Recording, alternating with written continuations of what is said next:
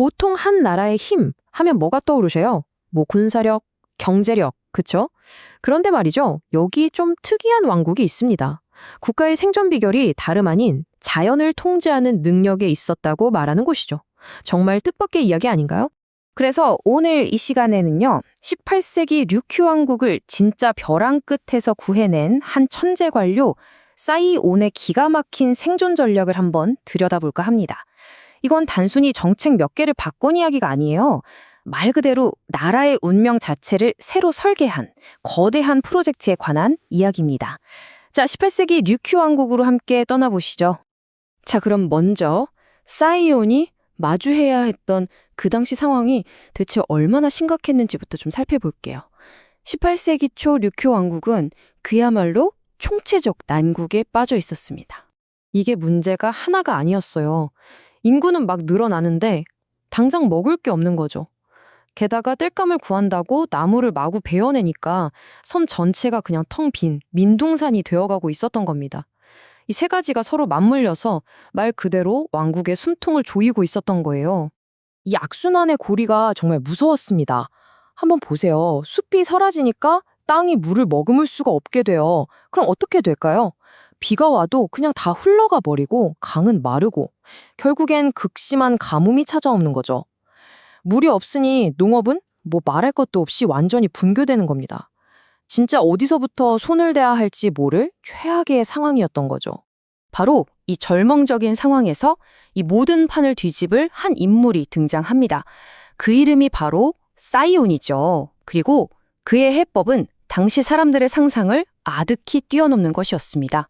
사이온은 뭐 세금을 좀 깎아주거나 법 한두 개 만드는 그런 땜질식 처방에는 전혀 관심이 없었어요. 그는 문제의 뿌리, 그러니까 이 망가질 대로 망가진 자연 환경 자체를 뜯어 고치기로 결심합니다. 와, 이게 무슨 말이냐면 나라의 땅덩어리 전체를 하나의 거대한 시스템으로 보고 이걸 처음부터 다시 설계하겠다는 정말 어마어마한 계획이었던 거죠.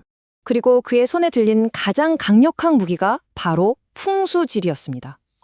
잠깐, 풍수? 그거 약간 미신 같은 거 아니야? 라고 생각하실 수도 있는데 아니었어요. 사이온에게 풍수는요, 산과 물의 흐름, 바람의 길, 이런 자연의 데이터를 과학적으로 분석해서 이 땅을 어떻게 써야 가장 효율적인지를 알려주는 일종의 빅데이터, 실용적인 데이터베이스였던 셈입니다. 그리고 바로 이게 사이온 철학의 핵심입니다. 경제를 살리고 싶으면 환경부터 고쳐라. 와, 이거 진짜 혁명적인 생각 아닌가요? 당장 오늘 내일 먹고 살기도 힘든 사람들한테 환경부터 챙깁시다 라고 말하는 거니까요. 당시로서는 정말 아무도 생각하지 못했던 발상의 전환이었죠. 그는 무너진 경제의 토대를 다시 세우려면 그보다 더 근본인 환경부터 되살려야 한다고 굳게 믿었습니다. 자, 그럼 그의 거대한 계획, 그 3단계 중 첫 번째 단계로 들어가 보겠습니다. 그건 바로 왕국의 생명줄, 물을 통제하는 것이었습니다. 그 시작은 1735년, 당시 가장 큰 골칫거리였던 하네즈 강을 다스리는 사업이었어요. 이 강이 해마다 범람해서 농경지를 다 쓸어가 버렸거든요. 이 대공사야말로 내 이론이 맞다는 걸 증명해 보일 첫 번째 시험대였던 셈이죠. 결과는 대성공이었죠. 하네지 강 프로젝트가 성공하자 사이온은 이 사업을 왕국 전체로 넓혀갑니다. 근데 이게 그냥 강 좀 정비하는 수준이 아니었어요.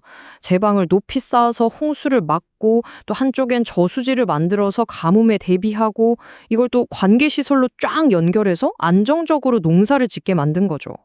말 그대로 물의 시작부터 끝까지 국가가 완벽하게 관리하는 시스템을 구축해버린 겁니다. 자, 이렇게 물을 다스리는 데 성공했습니다. 그럼 이제 두 번째 단계로 가봐야겠죠? 이게 바로 사이온 계획의 하이라이트이자 가장 독창적인 부분입니다. 바로 숲을 다시 만들고 심지어 이걸 무기처럼 사용하는 전략이에요. 이 발상이 정말 기가 막힙니다. 류큐 왕국은 늘 태풍에 시달렸잖아요. 바람도 문제지만 바닷물이 같이 날아와서 땅을 망치는 염해 피해도 엄청났거든요. 사이온은 이걸 콘크리트 댐으로 막는 게 아니라 나무를 심어서 막겠다는 생각을 한 겁니다.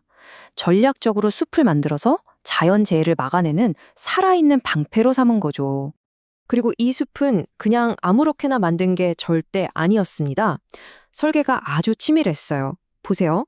해안가에는 태풍이랑 소금기에 강한 아담나무를 심어서 방조림을 만들고, 내륙에는 세찬 바람을 막기 위해 소나무를 빽빽하게 심어서 방풍림을 조성한 겁니다.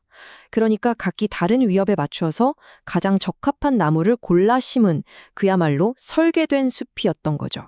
하지만 이런 멋진 숲을 만들고 계속 유지하려면 그걸 뒷받침할 강력한 제도가 필요하잖아요. 그래서 탄생한 것이 바로 이 소마야마 법입니다. 이 법 하나로 숲은 그냥 모두의 것에서 국가가 직접 관리하고 책임지는 지속 가능한 자산으로 완전히 변신하게 됩니다. 규칙은 아주 간단하고 강력했습니다. 첫째, 허가 없이 나무 한 그루도 못 뺀다. 둘째, 꼭 필요해서 베려면 반드시 허가를 받아라. 그리고 가장 중요한 셋째, 나무를 벤 그 자리에는 무조건 반드시 다시 나무를 심어야 한다. 바로 이겁니다. 핵심은요, 숲을 그냥 보호만 하는 게 아니에요. 쓰고 다시 채우는 자원 순환 시스템을 법으로 딱 못 박아버린 거죠. 결과는 어땠을까요? 즉각적으로 나타났습니다.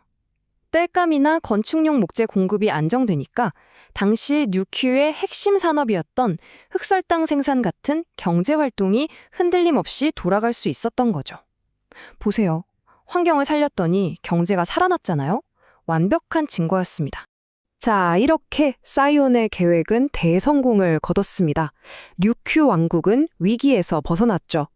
하지만 이야기는 여기서 끝나지 않습니다. 그가 남긴 이 위대한 유산이 100년이라는 시간이 흐른 뒤에 예상치 못한 갈등의 불씨가 되거든요. 이거 정말 흥미로운 질문 아닌가요? 어떻게 18세기에 만든 숲관리법이 19세기에 와서 거대한 정치 싸움의 도화선이 될 수 있었을까요? 시간을 조금 앞으로 감아서 100년 뒤로 가보겠습니다. 시간이 흘러 류큐가 일본에 편입된 메이지 시대. 새롭게 들어선 일본 정부가 이 소마야 숲을 딱 보니까 이게 보통 물건이 아닌 거예요. 엄청난 가치를 한눈에 알아본 거죠. 그래서 이 귀한 숲을 통째로 국유화, 즉 국가 소유로 만들려고 시도합니다. 그들에겐 그냥 탐나는 거대한 자원 덩어리로 보였던 거예요.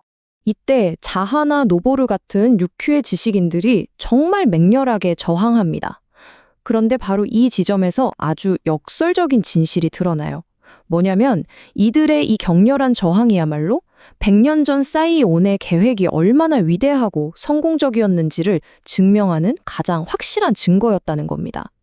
숲은 이제 더 이상 그냥 나무가 아니었던 거죠.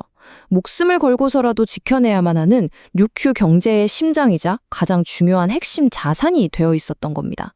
자, 오늘 이야기의 핵심을 한번 정리해 보겠습니다.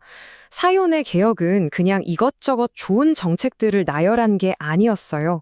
물 관리, 재해 예방, 경제 안정, 이 모든 것이 숲이라는 하나의 중심축을 통해서 톱니바퀴처럼 맞물려 돌아가는 거대한 통합 시스템이었던 겁니다.